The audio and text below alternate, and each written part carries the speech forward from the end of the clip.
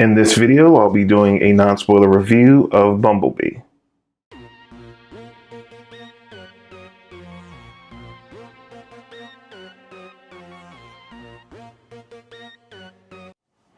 Welcome back to the Comic Book Savant YouTube channel. I'm your host, James Harris.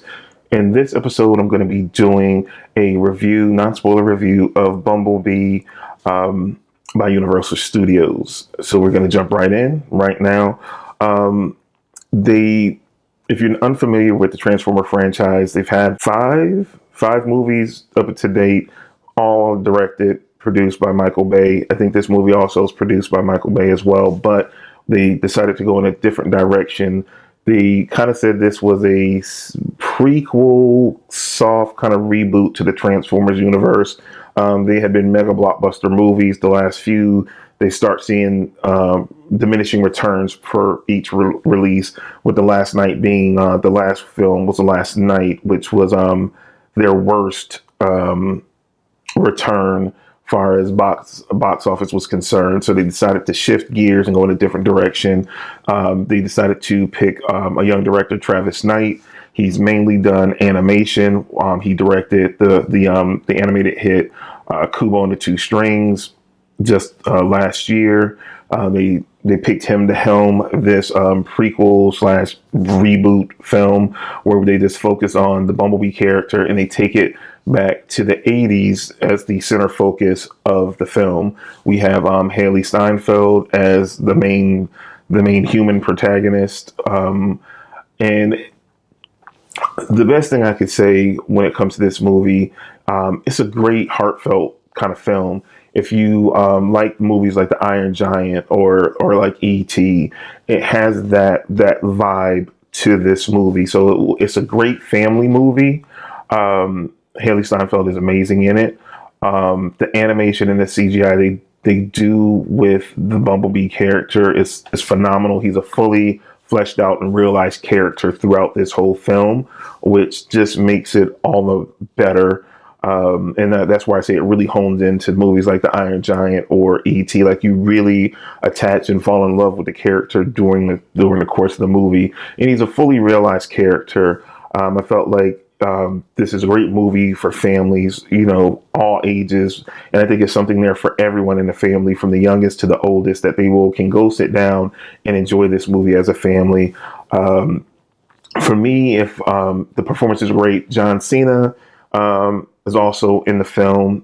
They have the voice talent of Angela Bassett, as well as Justin Theroux. They voiced the Decepticons in the movie. They do a phenomenal job. It's a small, quieter movie. It's not the bombastic, over-the-top action you get with the Michael Bay movie. So if you're going in looking for that, you're not going to necessarily get it with this movie. But it is good action scenes in it. But it's just not grotesque, because I feel like sometimes in the Michael Bay Transformer movies, it's explosions just for the sake of explosions and action just for the sake of action, with not any real connection to the main story. It's just there to distract you from the fact that it's no story. Everything is really well paced and put together here, and is reasonings behind why the bigger action set pieces are happening and the different fights are happening within the film. I definitely have to say I have to highly recommend this movie. I was fortunate this holiday season, going to this holiday season. I recently did the Aquaman review that I talked about in the previous video, as well as this. It was just really a fun time. These movies are not taking themselves too seriously and focusing on just telling quality stories. Are they perfect stories? Have we seen them done better other places? Sure. But they still made the movies entertaining and engaging. And I had a good time once I walked out of the theater with Aquaman, even Into the Spider-Verse, which I talked about before I took the break at the end of the year, end of last year, that these are great family movies that when they come out on home video, that you will watch multiple times over, because they're just that good and just very nostalgic. For someone like me that is a kid of the 80s, seeing a flashback to the 80s and it done so well, and a lot of Easter eggs and throwback to the old different things in Transformers lore was really cool throughout the movie. And like I said, it was just executed well. I highly recommend it. I give this movie a 7.5 out of 10. Again, certain things, what holds it back is certain things we've seen executed better in other movies. It doesn't take away from this movie. It's just, I acknowledge I've seen it before. They didn't reinvent the wheel here, but it was a really fun time, and I really had a good time with it. And I think you guys will too if you haven't. If you want to see more movie reviews on the site, I will either have it here or down in the description box below in this video, a playlist to all the movie reviews I've done on the site up to date.